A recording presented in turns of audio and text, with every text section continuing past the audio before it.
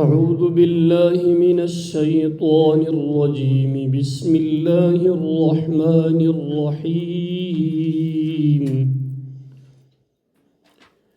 إن الذين آمنوا والذين هادوا والنصارى والصابئين من آمن بالله واليوم الآخر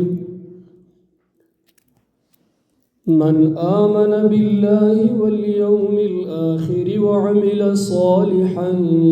فلهم أجرهم عند ربهم ولا خوف عليهم ولا هم يحزنون صدق اللہ العظیم۔ آیت کا لفظی ترجمہ بھی ہو چکا ہے، آیت کی ابتدائی تشریح بھی ہو چکی ہے۔ آیت کے اختتام پر اختصار کے ساتھ یہ کچھ باتیں اور ذہن میں رکھ لیں تفسیر کے اعتبار سے کہ آیت یہ جو چل رہی ہے جس سے بعض لوگوں نے یہ بھی استدلال کیا ہے کہ نجات اخروی کے لیے ایمان بالرسالت ضروری نہیں ہے۔ ان الذین آمنوا، یقیناً جو لوگ ایمان لائے، اور اس سے مراد جو ایمان لائے محمد الرسول اللہ صلی اللہ علیہ وسلم پر، والذین ہادوا والنصارى، اور جو یہودی ہو گئے اور جو نصرانی یعنی عیسائی ہوئے،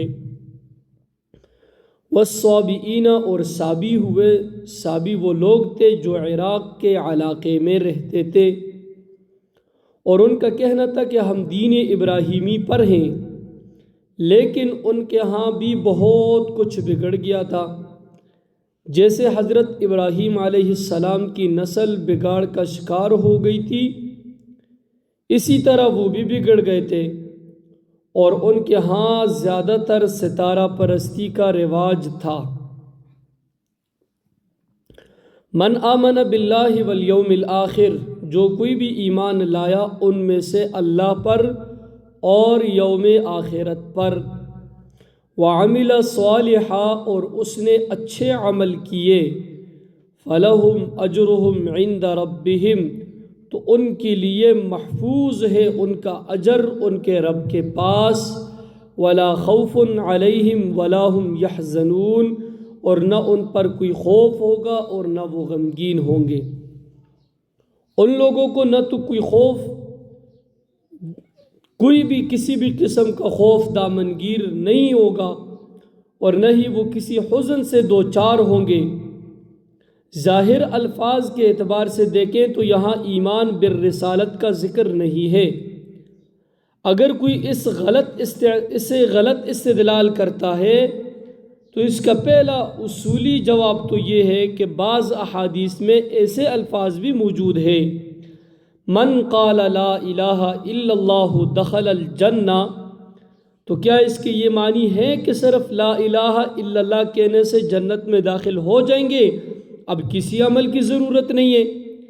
بلکہ کسی حدیث کا مفہوم اخذ کرنے کے لیے پورے قرآن کو اور پورے ذخیرہ احادیث کو سامنے رکھنا ہوگا۔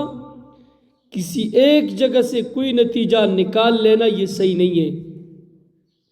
لیکن اس کے علاوہ چھٹے رکوع کے آغاز میں یہ اصولی بات بھی بیان کی جا چکی ہے کہ سورہ بقرہ کا 5واں رکوع اور چھٹے رکوع سے شروع ہونے والے سارے مضامین سے یہ ضرب کا رہا ہے جس میں محمد الرسول اللہ صلی اللہ علیہ وسلم اور آپ علیہ السلام پر نازل ہونے والے قرآن پر ایمان لانے کی پرزور دعوت ان الفاظ کے ساتھ موجود ہے، وَآمِنُوا بِمَا أَنزَلْتُ مُصَدِّقًا لِمَا مَعَكُمْ وَلَا تَكُونُوا أَوَّلَ كَافِرٍ بِهِ، اور ایمان لاؤ اس کتاب پر جو میں نے نازل کی، جو تصدیق کرتے ہوئے آئی ہے، اس کتاب کی جو تمہارے پاس ہے، اور تم ہی سب سے پہلے اس کا کفر کرنے والے نہ بن جاؤ۔ اب تو فصاحت و بلاغت کا یہ تقاضا ہے کہ ایک بات بار بار نہ دہرائی جائے، البتہ یہ بات ہر جگہ مقدر سمجھی جائے گی اس لیے کہ ساری گفتگو اسی کے حوالے سے ہو رہی ہے۔ اس حوالے سے اب یوں سمجھیے کہ آیت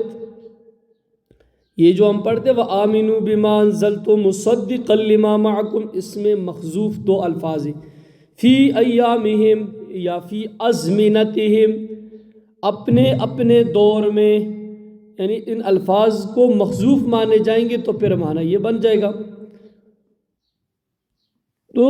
یہ جو آیت ان الذین آمنوا والذین ہادوا والنصارى سے لے کر ولا هم يحزنون تک، یعنی نجات اخروی کے لیے اللہ تعالیٰ اور روز قیامت پر ایمان کے ساتھ ساتھ اپنے دور کے نبی پر ایمان لانا بھی ضروری ہے۔ یہ جو اوپر میں نے الفاظ دہرائے فی ایامہم یا فی ازمنتہم، یہ اس آیت کے اندر مقدر مانے جائیں گے، محذوف مانے جائیں گے، یعنی نجات اخروی کے لیے اللہ تعالیٰ اور روز قیامت پر ایمان کے ساتھ ساتھ اپنے دور کے نبی پر ایمان لانا بھی ضروری ہے، کیونکہ جب تک حضرت عیسیٰ علیہ السلام نہیں آئے تھے تو حضرت موسیٰ علیہ السلام کے ماننے والے جو بھی یہودی موجود تھے، جو اللہ پر ایمان رکھتے تھے، آخرت کو مانتے تھے اور نیک عمل کرتے تھے، ان کی نجات ہو جائے گی۔ لیکن جنہوں نے حضرت عیسیٰ علیہ السلام کے آنے کے بعد ان کو نہیں مانا تو اب وہ کافر قرار پائے جائیں گے۔ محمد الرسول اللہ صلی اللہ علیہ وسلم کی بعثت سے قبل حضرت عیسیٰ علیہ السلام تک تمام رسولوں پر ایمان یہ نجات اخروی کے لیے کافی تھا، لیکن محمد الرسول اللہ صلی اللہ علیہ وسلم کی بعثت کے بعد آپ پر ایمان نہ لانے والے وہ بھی کافر قرار پائیں گے۔ اگر اس آیت کا مطالعہ ہم تفاسیر میں کریں گے تو اصل زور اس بات پر ہے کہ یہ نہ سمجھو کہ کسی گروہ میں شامل ہونے سے نجات پا جاؤ گے۔ نجات کسی گروہ میں شامل ہونے کی وجہ سے نہیں، بلکہ نجات کی بنیاد ایمان اور عمل صالح ہے۔ یہ نقطہ ملتا ہے اس میں۔ اپنے دور کے رسول پر ایمان لانا یہ تو لازم ہے، لیکن اس کے ساتھ اگر عمل صالح نہیں ہے تو نجات بھی نہیں ہوگی۔ قرآن مجید کے ایک مقام پر آیا ہے وَلِكُلِّ أُمَّةٍ أَجَلٌ سورہ اعراف میں، اور ہر امت کے لیے ایک خاص معین مدت ہے، ہر امت اس معینہ مدت ہی کے مکلف ہے۔ ظاہر ہے کہ جو لوگ نبی علیہ السلام کے بعثت سے پہلے فوت ہو گئے ان پر تو آپ علیہ السلام پر ایمان لانے کی کوئی ذمہ داری نہیں تھی۔ بعثت نبوی سے قبل ایسے موحدین مکہ مکرمہ میں موجود تھے جو کعبہ کے پردے پکڑ پکڑ کر کے یہ کہتے تھے کہ اے اللہ ہم صرف اور صرف تیری بندگی کرنا چاہتے ہیں، لیکن جانتے نہیں ہیں کہ کیسے کریں۔ حضرت عمر ابن خطاب رضی اللہ تعالی عنہ کی بہنوئی اور فاطمہ بنت خطاب کے شوہر حضرت سعید ابن زید رضی اللہ تعالی عنہ جو عشرہ مبشرہ میں سے ہیں، ان کے والد زید کا یہی معاملہ تھا، اور وہ یہ کہتے ہوئے دنیا سے چلے گئے کہ اللہ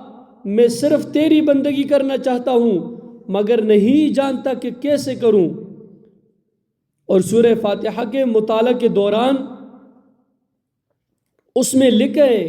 کہ ایک سلیم الفطرت اور ایک سلیم العقل انسان توحید تک پہنچ جاتا ہے، آخرت کو پہچان لیتا ہے،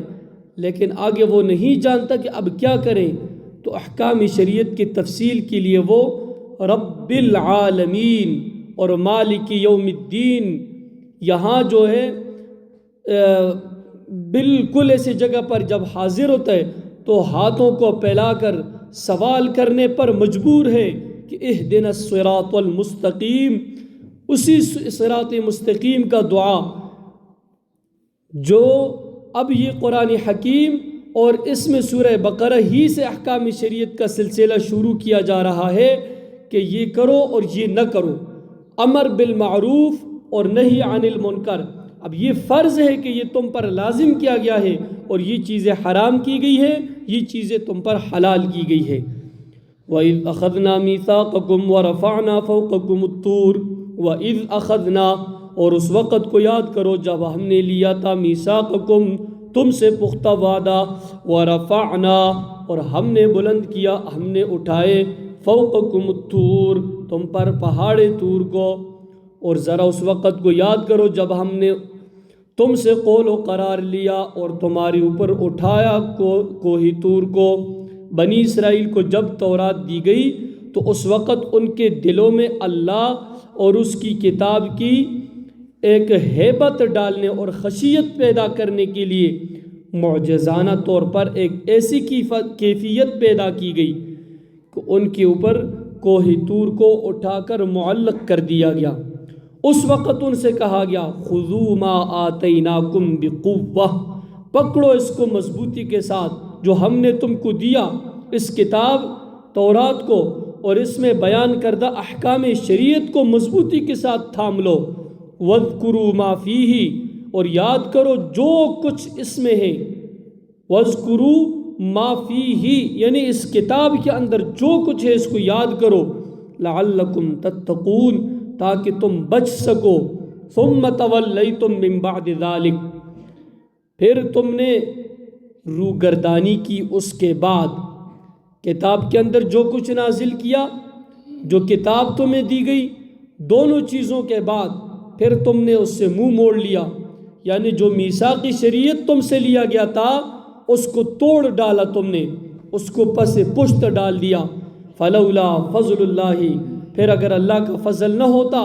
علیکم تم پر، ورحمتہ اور اس کی مہربانی نہ ہوتی، لکنتم من الخاسرین البتہ تم ہو جاتے نقصان اٹھانے والوں میں سے۔ پھر اگر تم پر اللہ کا فضل اور اس کی مہربانی نہ ہوتی تو تم اسی وقت خسارہ پانے والوں میں ہو جاتے۔ اگر اللہ تعالیٰ کا فضل تمہارے شامل حال نہ ہوتا اور اس کی رحمت تمہاری دستگیری نہ کرتی رہتی، تمہیں بار بار معاف نہ کیا جاتا اور تمہیں بار بار مہلت نہ دی جاتی تو تم اسی وقت تباہ و برباد ہو جاتے۔ اسی لیے اللہ رب العالمین نے جگہ جگہ پر انسان کو آگاہ کرنے کے لیے کبھی قل کا الفاظ استعمال کیا، اے پیغمبر علیہ الصلوۃ والسلام ان انسانوں سے آپ فرما دیجئے، کبھی اذ اور اذا کے الفاظ سے تعبیر کیا کہ اس وقت کو یاد کرو جس وقت یہ عذاب آیا تھا، اس وجہ سے اس وقت کو یاد کرو جب یہ انعام ہم نے کیا تھا تمہارے اوپر، تمہاری اس شکر گزاری کی وجہ سے، اور اس وقت کو یاد کرو جب یہ عذاب آیا تھا تمہارے اوپر تمہاری اس ناشکری کی وجہ سے۔ تو یہ سارے اپنے ماضی کو دلانے کے لیے تاکہ یہ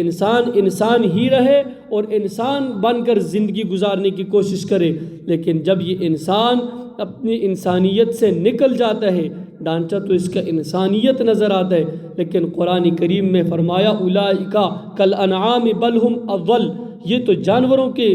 اس ترتیب پہ پھر انسان اس کو نہیں کہا جاتا ہے قرآن کی اصطلاح میں۔ لیکن یہ ساری باتیں اپنی جگہ پر قرآن کریم کے سمجھ لینے کے بعد ہر ایک کی خواہش جس کے دل کے اندر ایمان کی رتی، ایمان کا ذرہ موجود ہو، تو پھر وہ یہی خواہش رکھتا ہے کہ اللہ مجھے قرآن و سنت کو سمجھ کر اس کے مطابق زندگی گزارنے کی توفیق عطا فرما۔ اللہ ہمیں قرآن و سنت کو سمجھنے کے لیے استقامت نصیب فرما،